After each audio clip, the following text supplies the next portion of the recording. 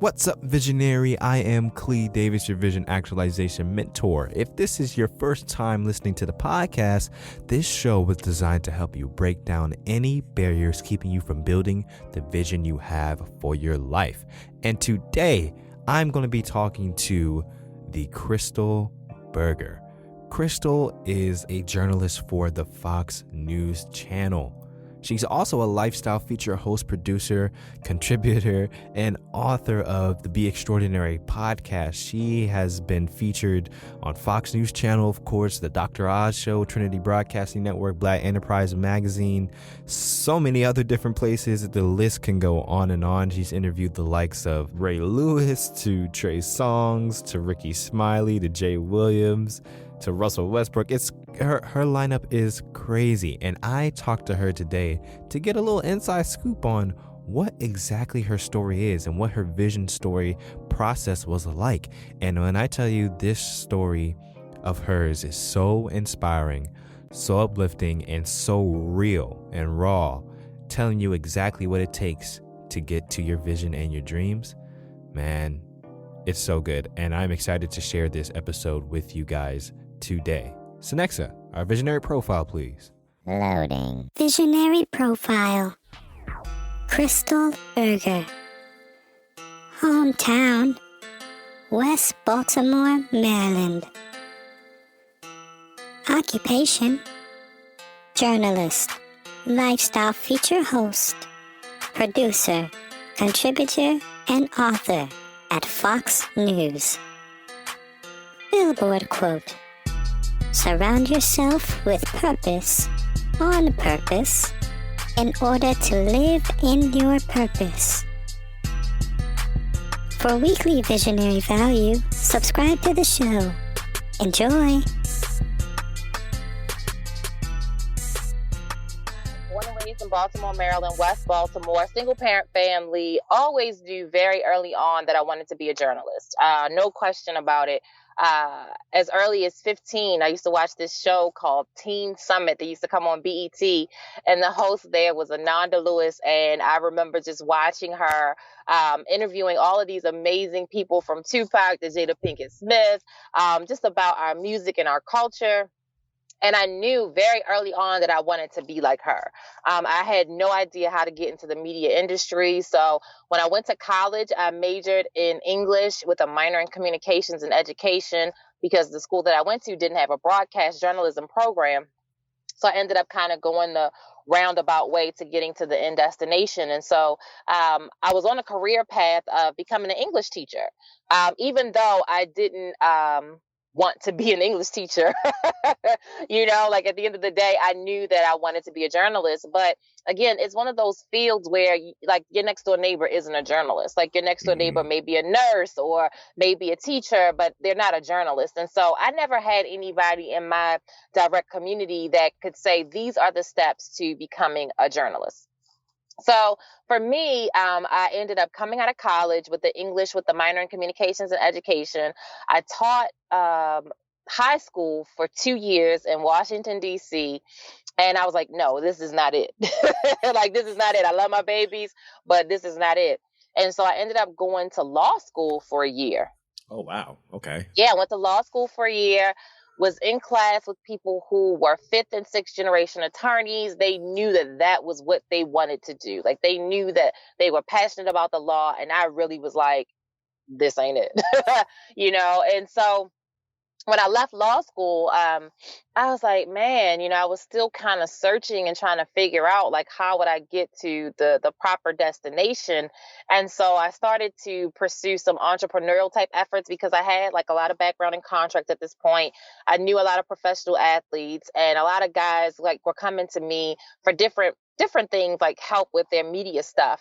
And so I would give them advice. I would help them out a little bit.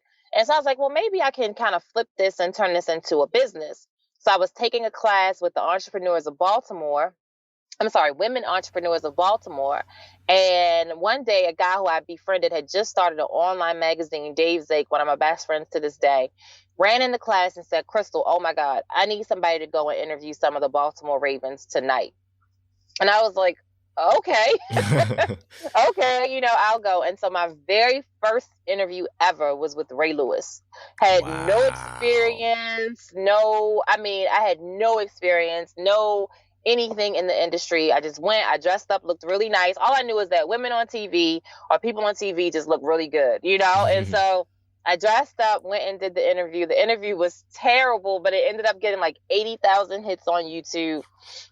And then I started to get calls from the other Ravens when they would have different charity events. So Terrell Suggs with his sickle cell awareness events and things like that. And so I was like, man, like this is really like what I want to do. Like I would be in my zone, even though I didn't really know what I was doing. I knew it's what I wanted to do. Mm-hmm. And so, long story short, one day I was interviewing someone on site. A gentleman used to play for the Ravens named Daniel Strickland. Yeah, I do believe his name was Dan Strickland. And one of my girlfriends came and she was like, B, this is your zone. And she and I have been friends forever. She's like, if you want to do this, you really need to pursue it and do it. And so from there, I started hitting up different local stations. Now, mind you, I had been out of college for about 8 or 9 years at this point. So I started hitting up local stations like, hey, I want to intern for you guys. And they were like, no, you can't intern for us because you're not in college full time.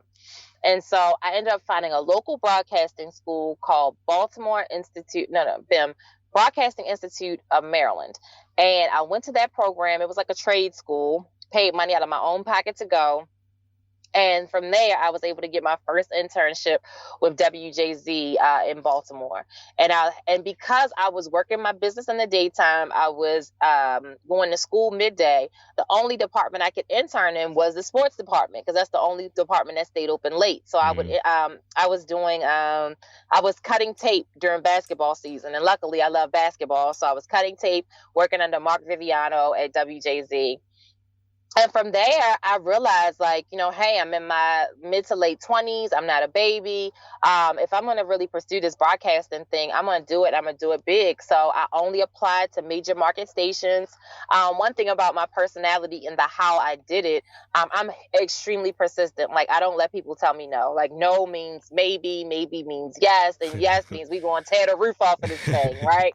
Right. So you just can't tell me no. And so I just started hitting up all these major markets. I knew it was going to be either New York, LA, Los Angeles, Chicago. Los Angeles, New York, Chicago. Those were the only 3 markets that I applied to.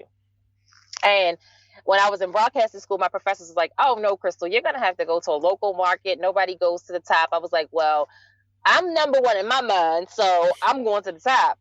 And literally, I pressed the people out so bad at all the networks, but Fox was the one that actually broke and gave the opportunity. And I went in as a production assistant, number one market, number one cable news network. And that's how I got started.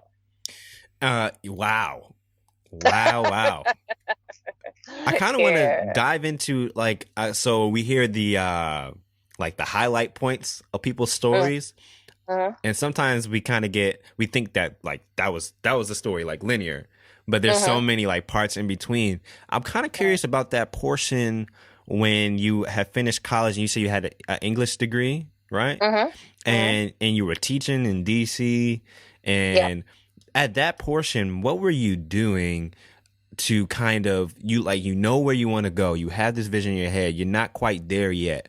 What was your mindset like at that point in time? Well, I had lost it. I won't even lie. I had totally shifted my life to what people thought is predictable or was safe or what you should be doing. And at that point, even though in the back of my mind, I knew I wanted to be like Ananda Lewis from BET, I had no idea how I was going to be able to do that. And so I totally shifted my purpose and my passion to what other people thought my life should be. So I was going to work. I was working a job. I was 21, 22 years old. So I was partying. I had a little money in the bank. I could go to Nordstrom on the weekend and buy some nice boots. You know what I'm saying? I could do all those things, but I was not in the space of still becoming a journalist. But I am a person who is of extreme faith, and I do believe that what is for you, you will always be led back to. And it's just totally up to you if you're going to be obedient enough to actually go back to it and pursue it. So for me, like I said, I left teaching high school, and then I went to law school, even though I never wanted to be a lawyer. And then I came home and I started a business, and that was a trial. That was a very tough point because I didn't really have money like that. Like, you know, these athletes, they pay you, sometimes they wouldn't, sometimes they felt like it was just a privilege for you to work with them. And so I was really struggling. Like, I mean, it was a point for me, and the reason that led me to the business planning class was I was laying in bed one day, extremely broke. I had a Jaguar. My Jaguar had just gotten repossessed. I was living with my dad for the first time since I was 8 years old. And I picked up my journal that I've been keeping since I was in the 5th grade. Right. Wow. And so I pick up this journal and I read those words that I just told you. I want to be like the girl on BET. I wrote it back in my journal when I was 15 years old. And I remember lying in that bed on the verge of like extreme depression, suicidal thoughts, like this can't be my life. And when I read those words, I just broke down in tears. And I was like, well, God, if this is what you have for me and you want me to do, then show me the way, open the door, you know, provide the resource. And in me being obedient enough to listen, when I went into that business plan and development class and my friend came in that day, that's how the story really started. So it started off in a space of confusion, doubt, not following my purpose and my passion, but being obedient enough to have written it down years ago and then revisiting it and then seeing, wow, this is really what you've been called to do, and really walking in the steps, even though they were unpredictable. Even though people were like, what the hell are you doing? You were in law school. You have it. Like, no, why don't you just do what works right now? And I was like, no, like, this is where my heart is. I love to write. I love talking to people. I just have this innate gift to do these things, and just being strong enough to be obedient in that. And so, yeah, I mean, it was a lot of crazy days of just like figuring it out. You know, I remember sitting down at the Enoch Pratt Library, the main one downtown. And I was sitting in there and this is how old I am, God. Jesus. I was sitting in there because like you really couldn't go on the internet and just Google all of this stuff. You know what I'm saying? So I remember sitting in the library reading these big old books about all these different networks and sitting in there for hours and hours and hours a day trying to figure out, well, who was the vice president of this company? How did the company get started? Who could I reach out to? So that's how much I wanted it when I realized that it was time to really pursue it. Yeah. Wow. I think that piece is so important for so many people to hear, because like they hear all the high points. No, you had to have that clarity come to you. You had to reposition yourself. You had to redirect your vision and your goals and be reminded of, you know, what your vision was. You found out where you kind of got clarity back to where you wanted to go. You got that opportunity when you took that business development class and you interview a Hall of Famer and Ray Lewis. At that point, I'm pretty sure you had that spark of, wow, like that felt so good. This is what I want to keep doing. How did you go about keep doing it? I know you said you put in the work researching and all that stuff, but like, how did you go about staying in that mix, like in the industry, to make sure you had a foot in the door? It's funny. One of my favorite authors is John C. Maxwell. He's sold over 40 New York Times bestsellers. I've actually had the opportunity to interview him 3 times now, and has actually become a mentor and a friend of mine. And one thing that John says in his book, Intentional Living, he says, nobody gets anywhere by being unintentional. Right. So we could say all day, I want to be a journalist. I want to be an attorney. I want to be, you know, a publicist, a sports therapist, whatever it is that you want to be in life. But you have to be strategically intentional about it, meaning you have to write your plan down, right? Make it very clear, write those SMART goals, specific, measurable, attainable, realistic, and timely. Make sure all your goals have those benchmarks in it, and you have to pursue those things. So for me, one thing was I needed to get an internship, right? I wrote that down. When I realized, okay, well, what's the process of getting an internship after having been out of college so long? Well, when I was calling the stations, they were saying, hey, you need to be in school. I wasn't going back to a 4-year college. I had just left law school. I wasn't spending any more money on college, right? I was like, I'm not doing that. You know, like, that doesn't make sense. And I said, okay, well, what can I do? So I remember, Robin Quivers, who is the co-host of Howard Stern, Black woman from Baltimore, she actually went to BIM. And I remember reading her story years before. And so I was like, dang, I wonder if that school is still around that Robin Quivers went to. So I looked up the school. Boom, still around. Called up the director. And me, I am, and some people might not be comfortable enough in their own self to be this way, but I'm very direct, and I don't like to deal with middlemen. Like, that's not, I don't believe that the middleman is necessary in your journey, right? When you can find the direct contact and just reach out to who it is that you need to be in touch with. And so for me, I reached out to the director of the school. Hey, I need to get in school right now, because I was at the point in my life where I had to make not just life career decisions, but financial grown-up decisions. And it was like, well, I don't have time to be playing games with middlemen and waiting another year. And, because life comes into play, relationships, housing, babies, bills, whatever you want to call it. And so for me, I just reached out to the director of the school. So after I got in there, I knew that the goal in going to the school was to get the internship. Like, I didn't go to school to get the knowledge, because I'd already been to college, right? I already had a 4-year degree. I went to the school to be able to get the internship, because I knew the internship would open the door to the relationships, to the people in the industry where I wanted to be. So, again, looking at the fundamental core things that need to happen in order for you to achieve your goal, writing those things down, putting a timeline on it, and being very intentional about those things. And then you'll make it happen. Like, I also believe that a lot of times people aren't self-aware enough to tap into the fact that failure is going to happen, indecisiveness is going to happen, confusion is going to happen. But if you are, like your title of your show, your vision, right? If you know what your vision is, then you map downwards, right? Like, okay, I want to be a journalist, and you map downwards. Well, what does that look like? And then you write those things out and put timeline on it, and then just do it. Like, no matter what your circumstance is. Did I come from the worst family? Absolutely not. I had a mom who was strong, that worked very hard to take care of us. But again, I didn't know that we were borderline poor. I didn't know that, when you get to certain places and spaces and time, that people have 2 parents that pay for them to go to college, pay their rent while they're getting an internship at the local station. They have all of these other advantages that I just was not privy to. And so I do think a lot of times we make excuses for not being successful. Is it going to be harder for those who might not have those things? Absolutely. But it's not impossible. And you have to know that and own it if you really want to walk in your true vision. Wow. I'm so glad you said all of that. Like, you literally just provided a real life case study of exactly what I talked about in episode 81. Go listen to it if you want to. You talk about reverse planning, having that goal, saying what it is, working backwards, putting a time date on it, and figuring out, how do I get there? Like, wow, that was incredible what you just said. And okay, so we're moving along in your journey, and now you got the internship, and you're starting to get those opportunities. You're in the right space now, right? How did you start operating in that space? I know that the media industry, especially being a woman of color, like how that whole thing went, any challenges that happened, how did you because clearly you bossed up. So I want to kind of go through that process of what it was like trying to get to where you are now. Baby, I put on my best $30 wig and $10 dress, and I made it happen. You hear me? Listen, that's what you got to do. I remember reading Jay-Z's story, him and Dame Dash and Big's story of starting Rockefeller Records, right? And I'm a hip-hop girl from forever. And, what they used to do was they had these Pally jackets that had Rockefeller Records on the back of them. They would rent limousines, and they had a license plate that they would attach to their limos that said Rockefeller Records. And then they would go into the club, and they would pop bottles, and they'd be sponsored by Rockefeller Records.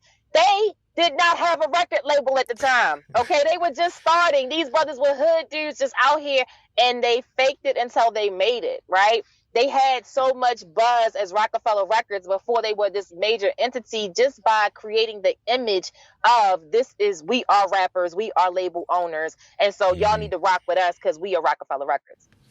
And I remember reading that story, and I remember walking into my own journey and saying, Crystal, if you want to be a journalist, you need to look like a journalist. You need to talk like a journalist. You need to have facts and knowledge like a journalist.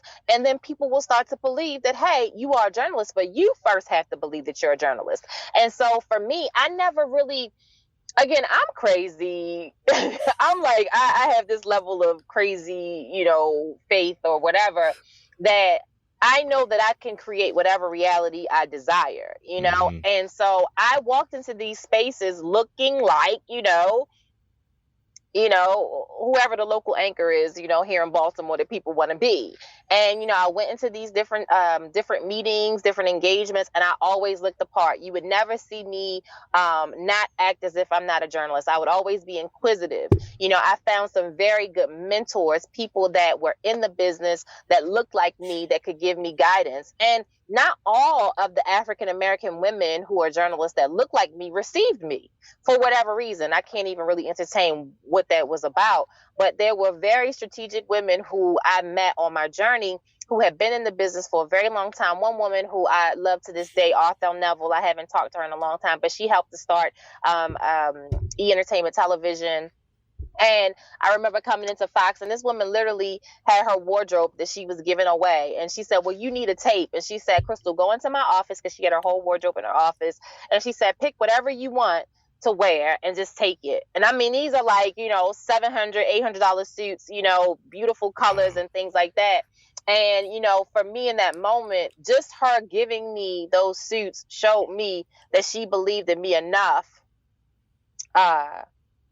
to invest in me, And so I realized in that moment that, wow, I do have something unique about me, even if the network isn't giving me the full opportunity that I feel like I deserve, or even if, I see, Becky or whoever getting opportunities that they may not deserve. I just had to focus on me. I had to focus on Crystal and how I was showing up, because I knew I had a goal at hand and a task that I want to accomplish. I always quote Russell Westbrook. I interviewed him before the 2015 All-Star game. And Russell said to me, I'm focused on the task at hand and the goal I want to accomplish. And he said, today I'm going to go out there, and not only am I going to win this game, he's like, but I'm going to be the MVP.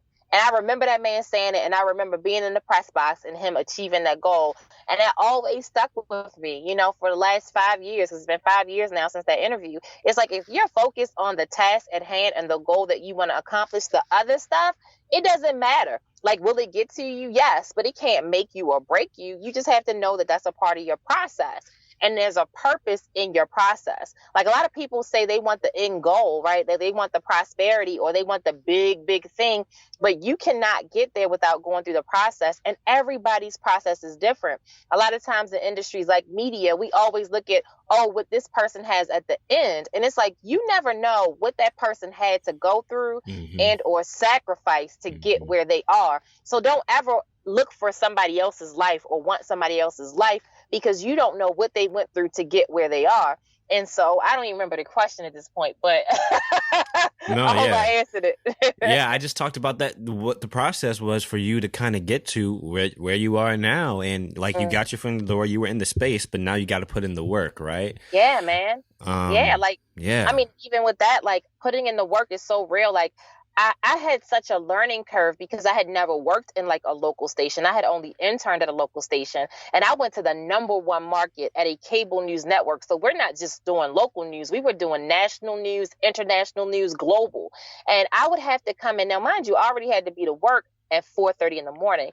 I would come in an hour and a half early just to read in, just so I could be caught up and up to speed, because I did not have the knowledge base. And see, this is what people don't understand. Or I would have to leave work at, when I got off at 1 p.m., go home and then come back into the city and then do a late night event and network and be on my grind until 10 p.m. and then have to be back up the next morning at 3:30, And so, like, that's the kind of stuff that, because a lot of times once we get in the door, then we get lazy, then we get complacent, and it's like, no, you're here to make this thing work. And so it's going to be long hours, but you have to realize that at the end of the day, the work that you put in is going towards that vision, and you can't get to the full vision doing things halfway. And so that's also part of the process. Yeah. It's so incredible kind of seeing, like, I find it so interesting to hear stories about things that happen and you were kind of there, but you like don't know, like, okay, let's say like for you said you did that interview with Russell Westbrook during the All-Star. I remember that All-Star game so vividly. I remember exactly where I was, what I was doing when he dropped all those points in that All-Star game. And like, I was like, man, this dude Russell is going crazy.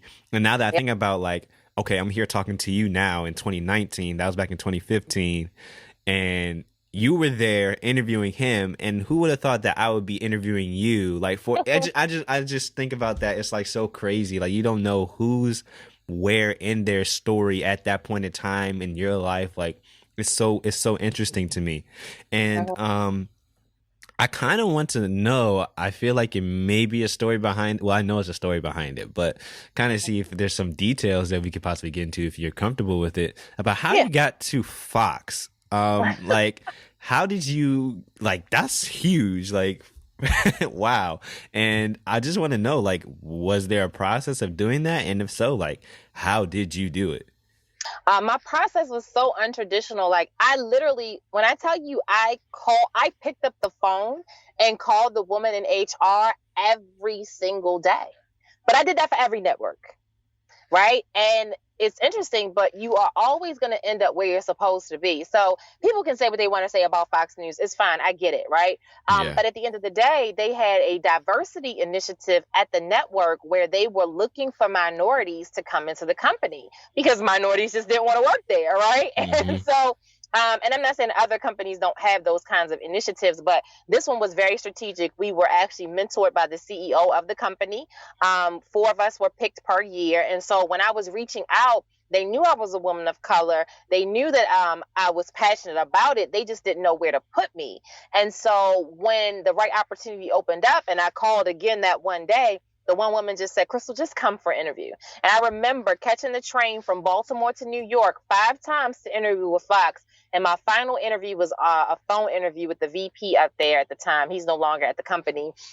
He called me. We had a 2-hour phone interview, and that's how I got in the door. So, I mean, again, we also have to know that where we're supposed to be might not be where we think we want to be, you know?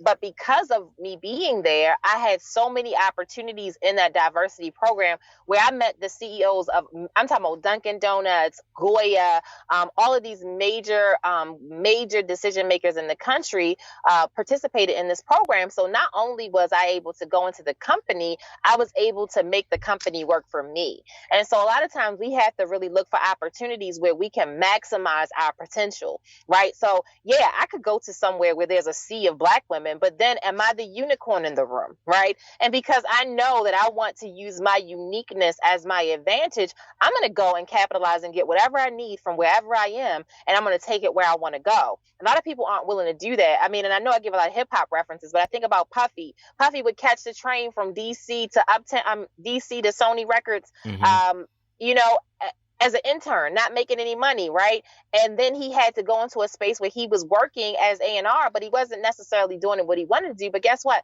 When the opportunity presented itself, he pitched Uptown Records to Clive Davis, and Clive Davis said yes. But imagine if he had said, no, I'm not going to go to that company because I don't want to take the train there every day. It's not convenient for me, right? Or they're not paying me enough money, or there are not enough Black people in the room, then he would have never been in the room long enough to have that kind of relationship with Clive Davis to where he could create Uptown. It's just like me. I was at Fox. Every Black person that came into the newsroom, from Tony Dungy to Trey Songz to Nick Cannon, they were like, well, somebody needs to interview them. Send them to Crystal, right? You know, and literally that's how my podcast evolved. It goes out to 1,300 stations nationwide. You know, my VP was like, well, what do we do with this content? I said, hey, I can make it into my own podcast. He said, okay, we'll create it. And that's what I did. But if I had not been in that room at Fox News, I wouldn't have been able to get that opportunity. So one thing that I always encourage people to do is go into spaces and places that make you feel uncomfortable, because those are the places that will challenge you the most. If you're always comfortable in an environment, you're not meeting your fullest potential. And so go and get what you need to get, where you need to get it. Learn from the best of the best. At the end of the day, Fox News is number one. Been number one for 16 seasons. So if I'm at the number one network, that means I'm meeting the number one people that are coming through the news industry. I'm learning from the number one producers, directors, writers, journalists. And at the end of the day, I can take that to where I plan to go on my end destination. And so I always encourage people to go into these non-traditional spaces and make it happen for yourself. Yeah. Wow. And I love asking this question to every person I have on the show. And I know that your answer is going to blow me out the water as well. So if you had a billboard sponsored by Crystal Berger or Fox, but I'd rather be sponsored by you directly. That's right. And everybody that went down this boulevard, this street, whatever it is, what would be the message that you would want them to read on that billboard? Surround yourself with purpose on purpose in order to start living your purpose. It's very plain and Wow. simple. I say that all the time. Put yourself around people that are living on purpose, right? And be intentional and purposeful about it so you can tap into your purpose. A lot of times we're surrounded by the wrong people. Our environment determines so much of how far we go. If you want to be that, take yourself into a space that makes you uncomfortable. Be intentional about it and be around purposeful people that are living the life that you desire. And then you'll see your life transform into the life that you desire. Wow. I love that. All right. I hope you enjoyed that episode with Crystal. Man, that was so good. That was so real. I hope you learned something. If you didn't learn something, you just need to go listen back because there's so much information in there that I know you could hold on to and just learn from her experience and her story and take that and apply it to your life. The main thing I got from what Crystal said was you just got to be intentional. And it was so amazing because Crystal perfectly employed episode 81, which I referred to in the episode. Then you should go back and listen to it too, called Reverse Planning. She established exactly what her vision was and worked backward to get there. She got into a specific school to get a specific internship to apply to a top network to become a journalist, which was her dream. And she was intentionally strategic and was not afraid to put herself out there and be uncomfortable for a little while to achieve her goal and her vision. Sometimes it's going to take us being a little uncomfortable, or maybe sometimes a lot uncomfortable, to get where we want to go. And I got that from what Crystal said in this episode as well. If you enjoyed her vision story, if you enjoyed this episode, if you enjoyed this show, please give a 5-star rating in iTunes. I would greatly appreciate it. It helps the show so much. And if you have not already subscribed, if you want to get more stories like this, you just need to subscribe so you get notified when a show comes out every single week. I will talk to you guys again next week, but until then, as always, keep building your vision every single day.